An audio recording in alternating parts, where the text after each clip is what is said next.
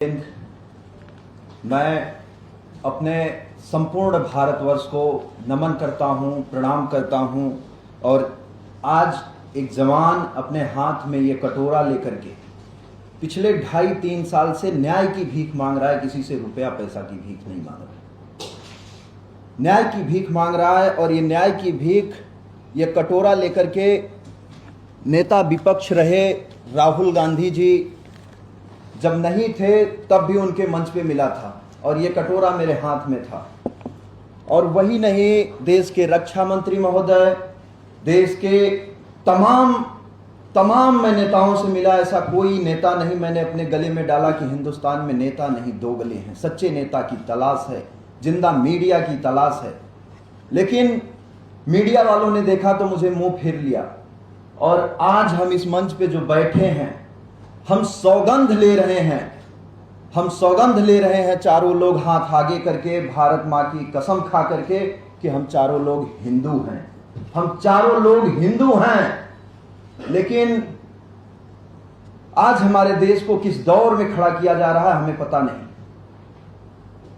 हमें तो पता चल रहा है, लेकिन हमारे देश के उन लोगों को नहीं पता चल रहा है जो इस संघर्ष में नहीं है, जिनको ये दिखाई नहीं दे रहा है शायद, या दिखाया नहीं जा रहा है। इसलिए मैं तमाम कोशिश किया हूं कि नहीं, इस तरीके से जो भारतीय सेना के साथ आज पिछले 80 सालों से 75 सालों से, जब से हमारा देश आजाद हुआ है, तब से ये जो सेवादारी की प्रथा जो चली आ रही है, इसको बंद किया जाए। ये सेवादारी प्रथा नहीं होनी चाहिए। इस सेवादारी की प्रथा के आड़ में जवानों की हत्याएं तक कराई जा रही है, जिसका एग्जाम्पल जेएंडके का लड़का अमित सिंह। अभी पिछले 2 साल हो गए करीब, उस जवान को भी अभी न्याय नहीं मिला। उसका परिवार दर बदर भटक रहा है। उनकी पूरी यही मांग थी कि ये बड्डी सिस्टम के लिए उनकी कर्नल की जो मैडम थी, मिसेज कर्नल साहिबा की जो मैडम जी थी, उनके यहाँ वो बड्डी का सेवादारी का काम करते थे।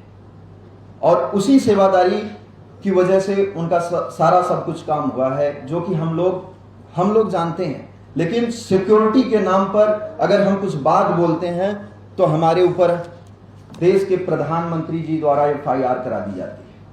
अगर हम अपना न्याय मांगते हैं हाथ में कटोरा लेकर के, तो हमारे ऊपर FIR कराई जाती है, हमारे ऊपर सेक्शन लगाया जाता है, तमाम सारी धाराएं लगाई जाती हैं। और 4 महीना, ये बगल में जो बैठे चंदू चौहान जी हैं, इन्हें 4 महीना अभी जेल में डाला गया, और अभी जल्दी ही ये रिलीज हुए हैं जेल से बेल पर।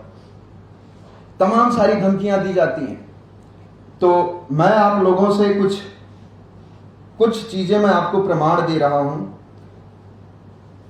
और मैं अपील कर रहा हूं कि ये जो जवानों के साथ हो रहा है, आने वाले समय में ये सामने मौजूदा दौर में जो बैठे हैं शंकर सिंह, लोकल नायक शंकर सिंह गुर्जर जी, ये अभी इसी चीज का ये भी कह रहे हैं कि मैं सरकार से अपनी भारतीय सेना को, अपनी देश की सुरक्षा को बचाने की अपील कर रहा हूं। महोदय जी, सत्य कहना, वहां पे इस तरीके का भ्रष्टाचार जो हो रहा है, इस चीजों को, इसकी जांच करा ली जाए। और मेरे पास तमाम कागज मैं लेकर के आया हूं। सर ने कहा है कि संक्षेप में बोलें, तो मेरे पास इतनी पीड़ा है कि मैं कितना भी संक्षिप्त करना चाह रहा हूं, लेकिन वो चीजें हो नहीं पा रही हैं। कितना भी संक्षिप्त करना चाह रहा हूं तो नहीं हो पा रही, इसलिए मैं माफी चाहूंगा अगर 1-2-4 मिनट ज्यादा हो जाए तो। लोग कहते हैं कि सिक्योरिटी के नाम पे हम लोगों को, जो अगर हम अपना हक मांगते हैं तो सिक्योरिटी का हवाला दे देते हैं। मैं आपको एक वीडियो दिखा रहा हूं। जितने भी मैक्सिमम अधिकारी लोग देखते हैं हमारी इस वीडियो को, और ये औरतों के लिए तो बहुत शर्म की बात है, जिसको बढ़ावा अधिकारी ही दे रहे हैं। अगर अधिकारी ऐसा कह देते कि नहीं, हमारा जवान घर पे काम नहीं करेगा, तो शायद उनकी वाइफ भी ऐसा नहीं करती। उन्होंने उनकी लत लगा दी है, मैंने देखा है, अधिकारियों ने ही लत लगाई है, और वो लत बिगड़ जाती है, क्योंकि 1 साल में 3 साल के लिए एक जगह पोस्टिंग होती है। ये तो जब एक अधिकारी की बहन है, लेकिन इनके पिताजी जो थे वो सेना में एक जवान थे, इसलिए इनको ये फीलिंग हुई कि नहीं भाई, बिल्कुल फौजी सर, मैं आपकी बहुत रिस्पेक्ट करती हूँ, मैं आपको अपना भाई मानती हूँ, मैं आप में अपने उन पिता का दर्द देखती हूँ, मैं आपके साथ इस चीज का विरोध कर रही हूँ। बेशक मेरा भाई है, लेकिन मैं इस चीज का विरोध करती हूँ। और यही नहीं, मैं लगातार इसके लिए पूरी कोशिश किया कि मैं रक्षा मंत्री जी से बात करूं और इस चीज को रखूं। मैं आपको एक चीज और सुना रहा हूँ। हाँ ठीक है सर, मैं आ गया यहाँ पे, कुछ दिन तक को रिपोर्ट किया। हाँ तो वो बोल रहे हैं भाई सिपाही यहाँ आता है, वही कोई आता है गेस्ट तो उनको चाय पानी पिलाना पड़ता है, ट्रे दिखाना पड़ता है, ये वो। हाँ तो ये काम तो मेरे से नहीं हो पाएगा। अच्छा हाँ, बोले नहीं सिपाही का काम यहाँ नहीं है। यही है। इसके बाद मुझे जान से मरवाने तक की खुद मुझे कोशिश की गई। जब मैं अधिकारियों से बात करता हूं तो बोलते हैं ऐसा कुछ नहीं, ऑन ड्यूटी होते हुए भी जवानों को मेरे घर तक भेजा जाता है, मेरा पीछा कराया जाता है।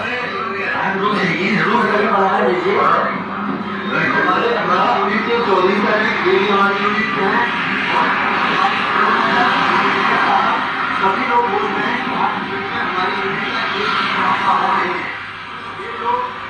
ये लोग 4-5 लोग आए हुए हैं और ये लोग हमारे माँ को जाके धमकियां दे रहे हैं। ये है। फिर इसके बाद जो, और मैं एक आपको और वहां का वीडियो दिखा रहा हूं।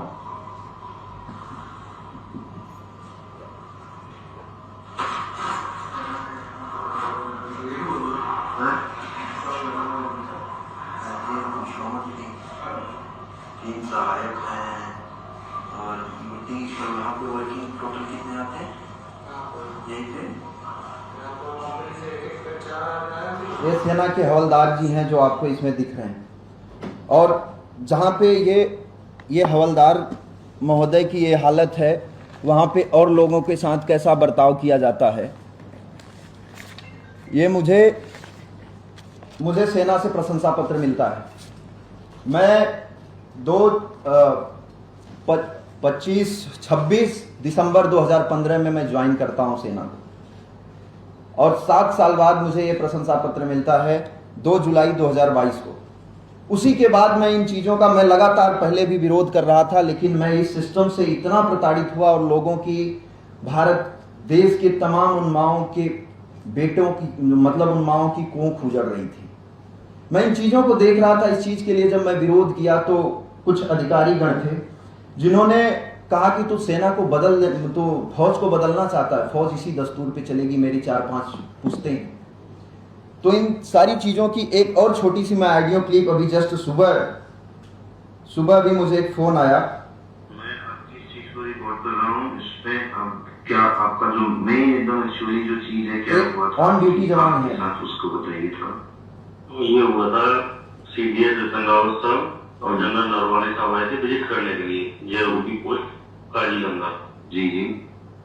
उसके बाद विजिट करने के बाद चले गए। तो हम अपनी गाड़ी में बैठे, मैं चौथी गाड़ी में था और वो था फर्स्ट गाड़ी में। तो आगे चल के गाड़ी रुकवाई इसमें काजीगंगा आयरन ब्रिज के पास, जो कि पहाड़ियों के बीचों बीच था। ब्रिगेडियर राजीव कपूर सर बात करनी है। तो मैं जो कि सैटेलाइट टेलीफोन है आई है, मैं उससे बात करा देता हूँ। तो उसने मेरे को गाली देते हुए कहा पैसा खा गए, ये करते हो वो करते हो। इसमें उन्होंने जैसे जो शब्द बोला था वो उसमें रिकॉर्ड हो गया। तो इसके बाद बस ठीक है, आप अपनी बात कहिए, उसको भेज दीजिएगा सबको ऑडियो। ठीक है। इसके बाद मैं आपको बहुत सारे दर्द हैं और उसी चीज के लिए ये सारे लोग जो बैठे हैं उसी चीजों से प्रताड़ित हैं। इसमें थोड़ी बहुत मुझको जानकारी है और इस पर काम किया। तो मैं आपको बताऊं, हिरार्की तो हमारे समाज की समस्या है सर। ये जो ऊंच नीच पदानुक्रम है, इसका निचोड़ ऊपर वाले के पास नीचे वालों की पीड़ा के लिए नहीं है। जब तक इन चीजों पर एक व्यापक बहस नहीं होगी, एक फ्यूडल एनार्की क्यों जारी रहने दी जाए, और आप लोग कर सकते हो। मैं जानता हूं कई सारी चीजों को मीडिया के साथियों ने विसंगतियों को दूर करवाया है। ये उसी तरह का क्षण है और इसलिए आपसे अपेक्षा हमने आपके माध्यम से की थी। ओके, ये चंदू जी, ये सभी जवानों के साथ होता है, लेकिन अगर कोई मुंह खोलता है तो उसे, मैंने आपको बताया कि यहाँ तक कि जान से मरवा दिया जाता है लास्ट तक। अगर वो नहीं मानता, उसे ये कहा जाता है कि तेरे घर में कोई IAS है, IPS है, तो नेता है, नेता के घर का बेटा है। ऐसा कहते हुए मुझे खुद, मैं नाम लेकर के बता रहा हूँ, कर्नल बेलू मुरुगन महोदय थे हमारे CO। जब उनसे हमारी यही बात हुई तो बोले तेरी रैंक क्या है? मैंने बोला सर सिपाही। बोले सिपाही की यही औकात है जो तुमसे कराई जाती। मुझे बंद करके करो, अन्यथा तो मैं किसी लायक नहीं छोड़ूंगा, ना फौज लायक ना सिविल लायक। और आज वही हमारी हालत हुई है कि हम ना फौज लायक हैं और ना सिविल लायक हैं।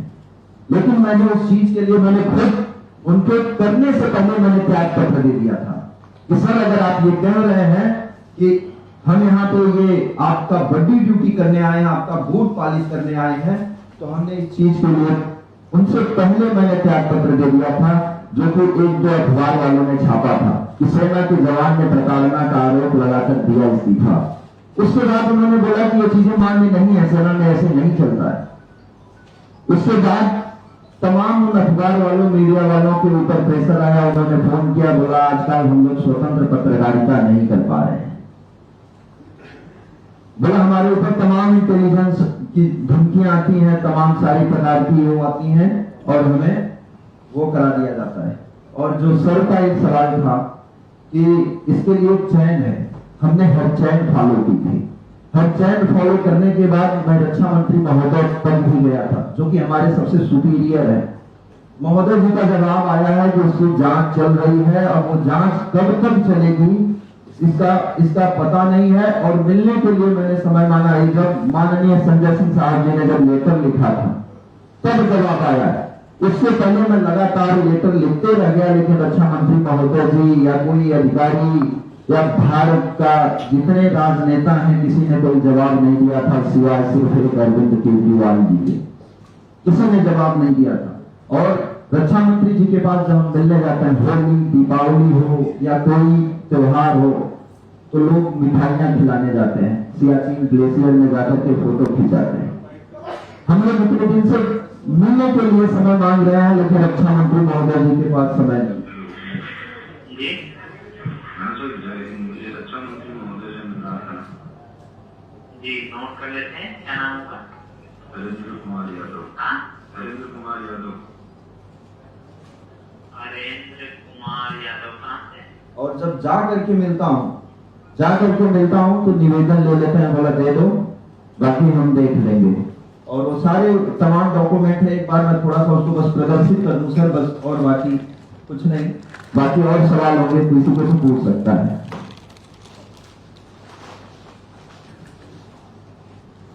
ये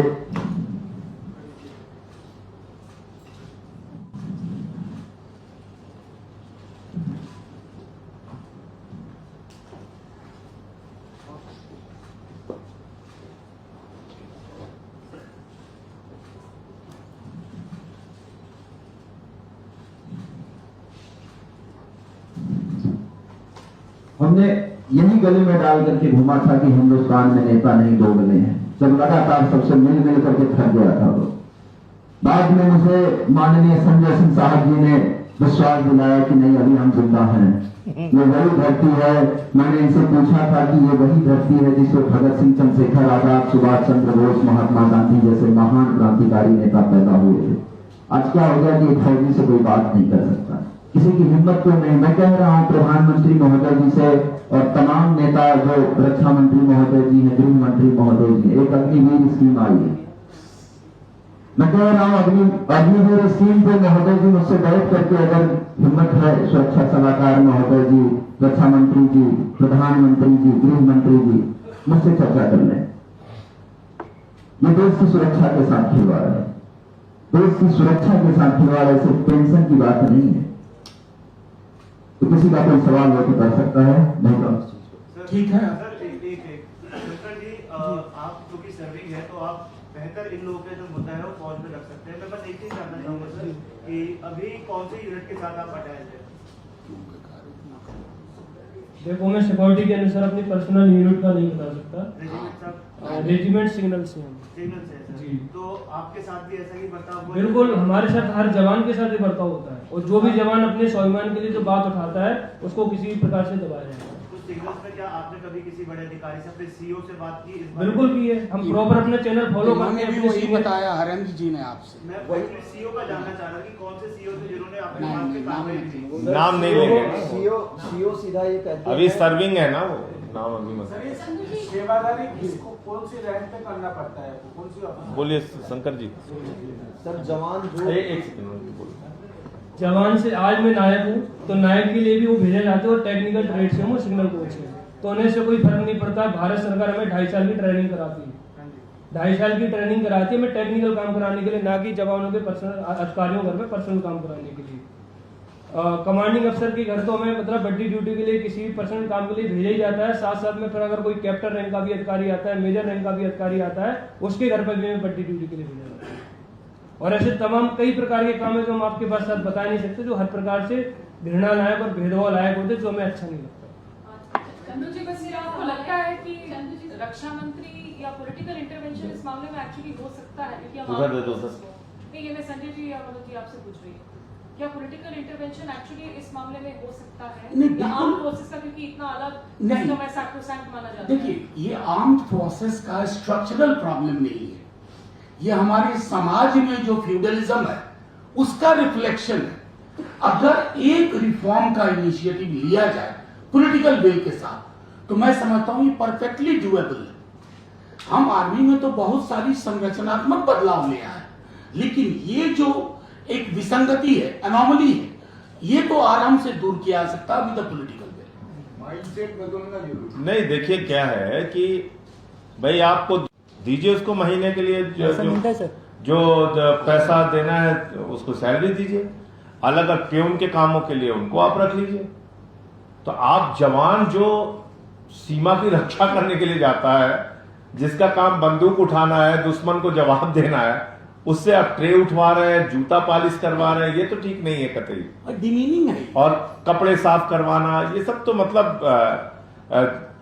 उनके लॉन में जाके दिन भर घास छीलना, ये बहुत ही अपमान है। अलग-अलग डिपार्टमेंट उसमें होते ही हैं, मोची, रसोईया, वो माली वगैरह, तो उन्हीं से काम कराना चाहिए ना। अगर माली है तो माली से काम कराइए, आप माली को माली की सैलरी दीजिए, धोबी है तो धोबी की सैलरी दीजिए, जो जिस काम के लिए है उस काम की सैलरी दीजिए और उनसे वो काम कराइए। जवान तो गया है देश की रक्षा के लिए, और यही देशवासियों की मंशा भी है।